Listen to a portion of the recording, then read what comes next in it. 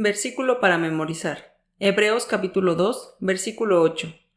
Todas las cosas sujetaste debajo de sus pies, porque en cuanto le sujetó todas las cosas, nada dejó que no sea sujeto a él.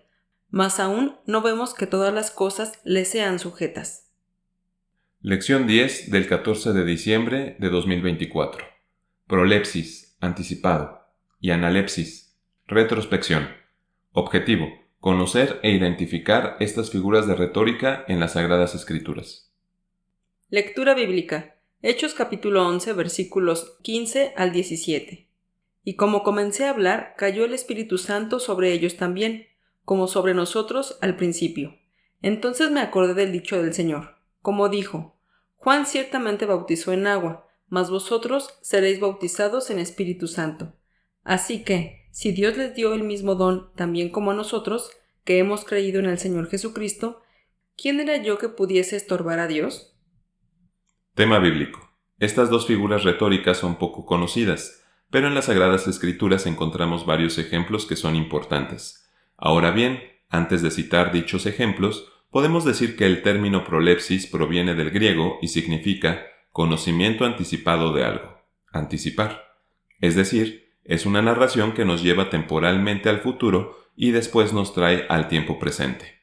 Por su parte, la analepsis, que también proviene del griego, se puede entender como recuperación, restauración, renovación, es decir, es lo contrario de prolepsis, pues consiste en una narración que nos lleva al pasado y luego nos trae al presente. El escritor puede cambiar el orden cronológico de los hechos, algunos pueden ser pasados o futuros. Son dos términos que se emplean en las escrituras recordando acontecimientos que han de suceder, prolepsis, anticipaciones, y que han sucedido, analepsis, retrospecciones. Un ejemplo importante de prolepsis es lo que dice el libro de Éxodo capítulo 10, versículos 28 y 29. Y díjole Faraón: Retírate de mí, guárdate que no veas más mi rostro, porque en cualquier día que vieres mi rostro, morirás. Y Moisés respondió: Bien has dicho, no veré más tu rostro. Sin embargo, podemos ver que esta no fue la única ocasión en que Moisés vio el rostro del faraón, ya que si leemos Éxodo capítulo 11 versículos 4 al 8 y Éxodo capítulo 12 versículo 31, Y dijo Moisés: Jehová ha dicho así: A la medianoche yo saldré por medio de Egipto. Y morirá todo primogénito en tierra de Egipto, desde el primogénito de Faraón, que se sienta en su trono, hasta el primogénito de la sierva, que está tras la muela, y todo primogénito de las bestias. Y habrá gran clamor por toda la tierra de Egipto, cual nunca fue, ni jamás será. Mas entre todos los hijos de Israel, desde el hombre hasta la bestia, ni un perro moverá su lengua, para que sepáis que hará diferencia Jehová entre los egipcios y los israelitas. Y descenderán a mí todos estos tus siervos, e inclinados delante de mí dirán: Sal tú y todo el pueblo que está bajo de ti, y después de esto yo saldré. Y salióse muy enojado de con Faraón.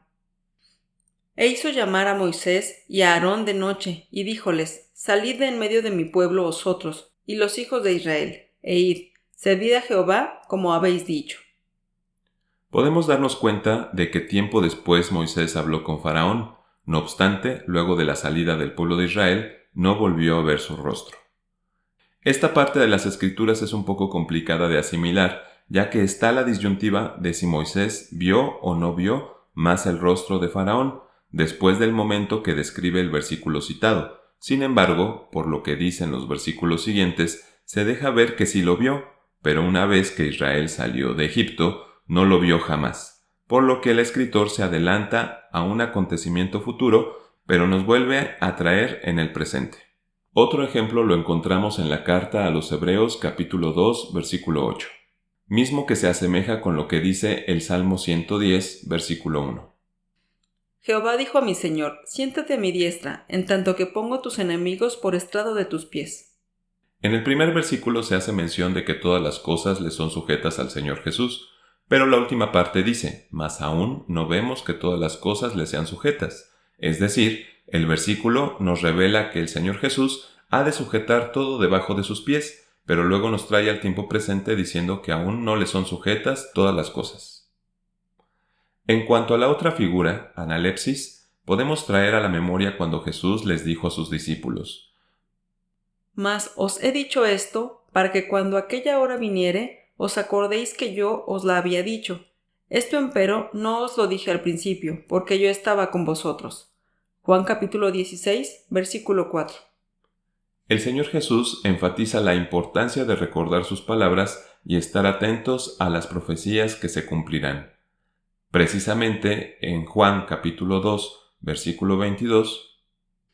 Por tanto, cuando resucitó de los muertos, sus discípulos se acordaron que había dicho esto, y creyeron a la Escritura y a la palabra que Jesús había dicho.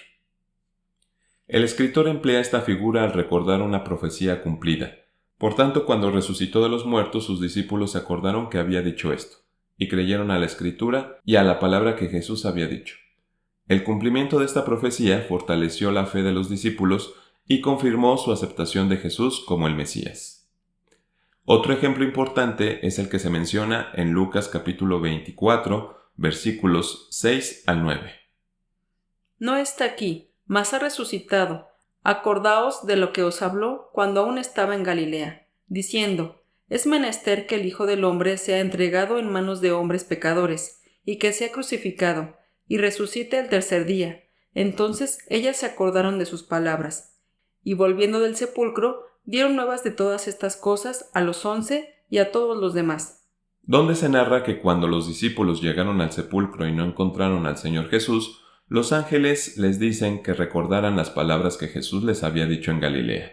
Es menester que el Hijo del Hombre sea entregado en manos de hombres pecadores y que sea crucificado y resucite al tercer día. De manera que, con todas estas cosas, los apóstoles creyeron en el Hijo de Dios y confirmaron que, al haber aceptado al Señor Jesús como su Salvador, Mesías y Señor, se reafirmaba su esperanza.